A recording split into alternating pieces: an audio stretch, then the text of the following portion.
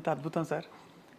అయితే తర్వాత నా సినిమా పేరు కూడా ఇదే పేరు, బట్ సినిమా కథ వేరే, ఈ కథ వేరే. అయితే సినిమాకి ఆ టైటిల్ పెట్టడానికి డైలారేటర్ కారణం అండి. ఆయన ఈ పేరు పెడదామని అంటే సరే అన్నాను నేను. సో అప్పటి నుంచి ఇప్పటి వరకు మరి ఎంతో సృజన ఉన్న ప్రయాణం మీది. ఇప్పుడు ప్రపంచం చూస్తే ఏమనిపిస్తుంది సార్ మీరు? అంటే వెనక్కి తిరిగి చూసుకున్న మీ ప్రయాణము, మీకు పరిచయమైన వ్యక్తులు, మీరు పెరిగిన వాతావరణం అన్నీ చూసి ఇప్పుడు చూస్తే జీవితం ఏమనిపిస్తుంది? ఏమనిపించడం కాదండి, నేనేంటంటే మనల్ని బట్టే, మన నుంచే మన జీవితం, మన ప్రవర్తన నుంచే. తిరువണ്ണామలై ఎలా అనిపించింది 76లో, చలంగారం చూడాలనిపించింది నాకు, ఎందుకంటే ఆయన కంప్లీట్ సాహిత్యం చదివేశాను.